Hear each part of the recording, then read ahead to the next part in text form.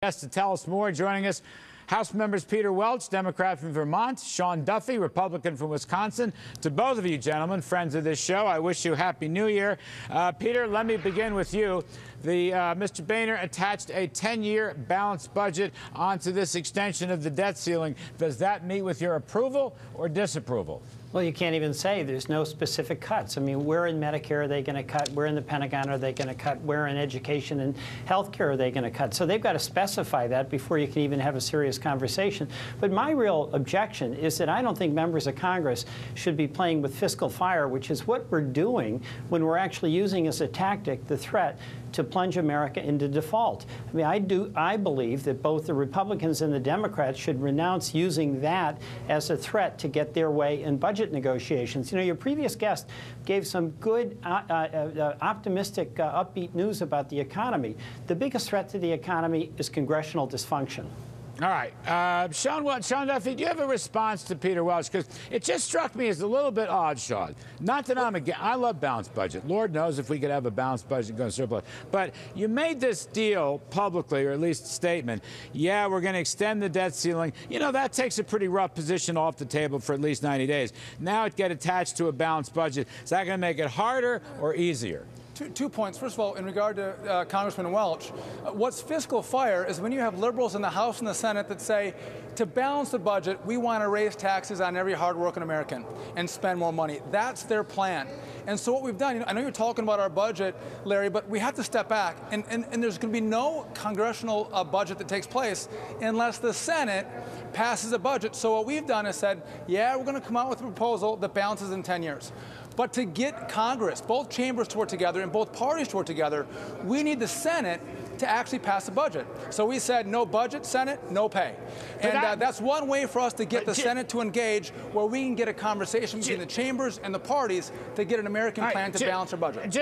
I'm not challenging your logic, but I'm challenging your process. The series of dates that are so important. One of them is April 15th. For a budget. I presume that's Paul Ryan's budget, and you want one over in the Senate, and you're threatening to take everybody's pay away.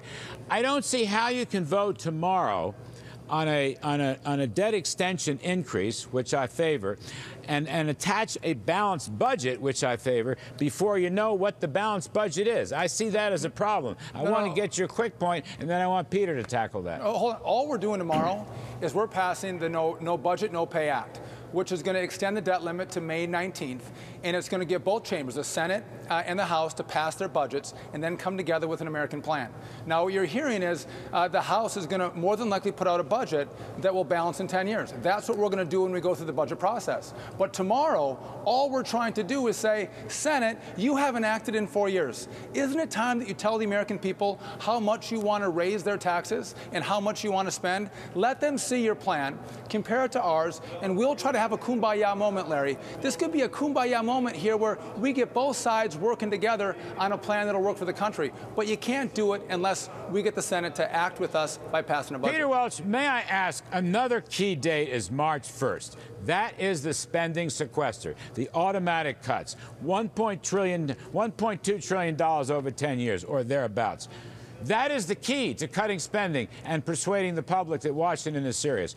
Will that get done, Peter Welch, in your judgment?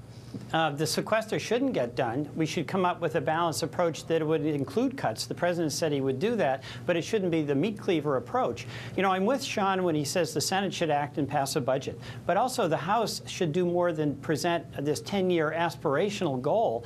The House majority actually can put a plan on the table so it can be evaluated, and you can assess whether it's good or bad.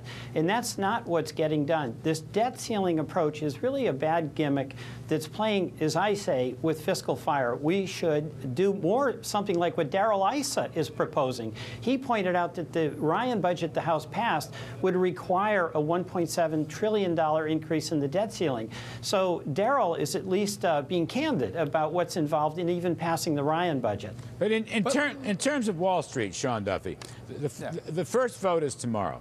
It's a vote to extend or to increase the borrowing limit. Now, I don't know what the number's going to be. Are you going to do it 500 billion, a trillion? I don't know. But that's an action that Wall Street will look at in the House to see if we're going to have to go through debt ceiling shenanigans.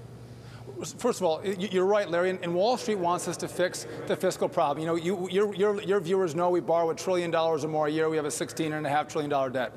But to Mr. Welch's point, American families don't wait 10 years to balance their budget. And if they have a 10-year plan to balance their budget, they don't call that extreme. They go, that takes too long. And so talking to Americans, we have to let them know that it's going to be a challenge to get to a 10-year balanced plan, but we can do it if we work together. And I think that's the message coming from Congress right now. Let's work together to get us on a trajectory to balance, because if we don't, I mean, I have little kids, Larry. My little kids are going to pay for this debt. Mr. Welch's kids and grandkids are going to pay for it. They're the real victims of this policy. Let's come together and have a moment to fix the problem. I agree with it, but Americans pay their bills. They don't threaten when they go on the credit card to buy a freezer to stiff the payment because they're over the credit limit. America doesn't pass their debt off to the next generation, and that's what we're doing right now. You know what? Before we get to the next generation and the generation after that, I would love to see some spending cuts right now. Thank you, Larry. Here and now. That's what I want to see, and I think that's what Wall Street wants to see. If you all